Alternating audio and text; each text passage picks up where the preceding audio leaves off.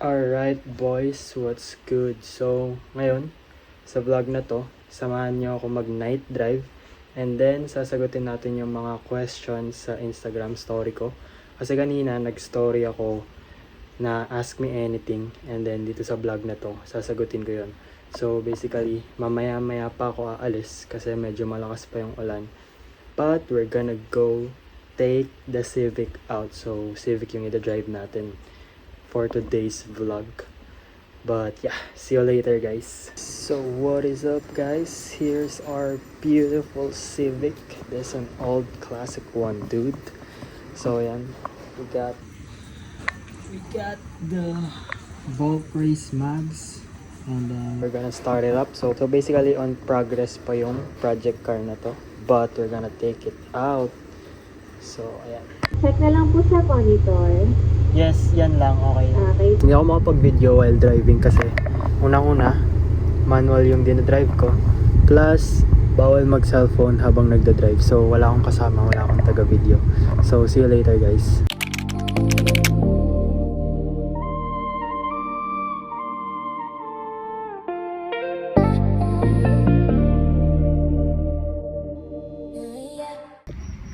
So, what's up boys? We are here. Look at this. Look at this, dude. So peaceful here. So, dito na tayo. Okay. Papakita ko muna kung ano yung mga binili ko sa McDo. So, this is what I got.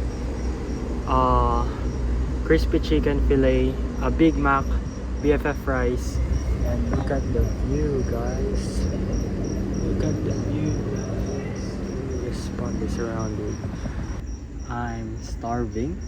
I haven't eat my dinner yet, so I'm just gonna eat muna and then proceed on answering the questions on Instagram.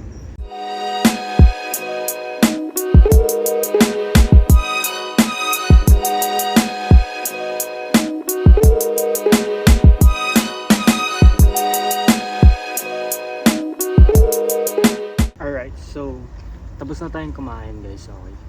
Tapos na tayong kumain. So now, habang kinakain ko yung fries ko, sasagutin ko na yung mga questions din sa IG. So, papakita ko pala. Wait up bro. Wait up bro. There's a lot, but yeah. So let's start. For the first question, how do you see yourself in 10 years?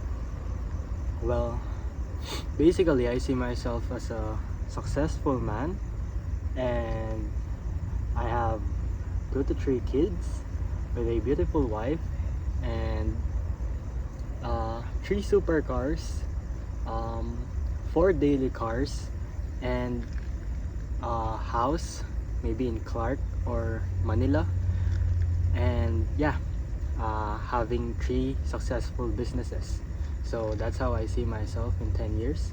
Second, what do you prefer, jack of all trades or master of one? Well, personally, I've tried both. Nagawa ko na yung dalawa. So, una, I became jack of all trades, like doing everything, thinking that I can do anything, which is true. You can do anything, but you can't do everything all at once. So the change started happening when I decided to focus on one thing, one industry, one business. How can I stay consistent? How can you stay consistent? You can stay consistent by being disciplined and having a clear path to where you want to go. You need to be clear kung ano yung gusto mo. Kailangan maging malinaw sa'yo, sa sarili mo, kung ano yung gusto mo, kung saan yung direction ng buhay mo. Because the only way why people can stay consistent is because they are lost. Okay. But most of the people, they don't want to admit that. They will just say, oh yeah, I have a plan. But they don't do anything to achieve those plans, to achieve those goals. What motivates you to teach aspiring traders for free? This question is good. Because I know, okay, alam ko kung ano yung pakiramdam na hindi mo alam kung kanino ka manonood, sinong papanoorin mo, kanino ka matututo, sino magtuturo sa'yo, saan ka magsisimula, anong gagawin mo. So, I've been there and I know how it feels for someone who's been struggling to understand trading. That's why I'm doing what I'm doing right now, because I can't see you people, especially aspiring traders, to experience the same struggles I experienced before. Because I just can't see you go through something I already went through, especially if I have the power to help you. So that's my motivation, I guess. What inspired you to become who you are right now? So yeah, what inspired you to become who you are right now? Wow.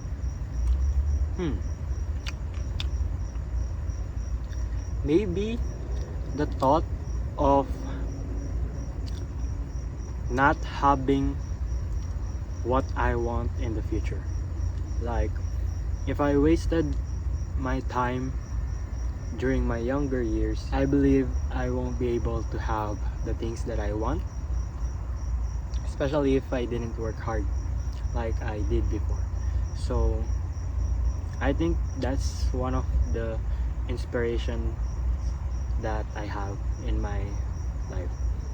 But of course, there's always other inspirations. They can be people, they can be reasons, they can be situations. You just need to find your why, and that will inspire you. What motivated you to start trading? So, to people who don't really know, I was once a McDo crew applicant before, and then I got disrespected by the store manager, and then I decided to say, nah bro, I'm not gonna go forward with being a crew or working 9 to 5. And then I got introduced to trading, and then from then I grind myself, work my ass off, and now I'm right here in my situation right now. What struggles did you overcome before becoming profitable? Having debt and burning a lot of money. So for people who don't know, for 2.5 years I'm not even earning profits from trading. I was just burning money, like literally burning accounts, blowing accounts. And then from there I decided to, alright, I'm going to change, and I'm going to identify what are the things that makes me unprofitable, and then change them. And I will start to act like a profitable trader. I will trade like a profitable trader.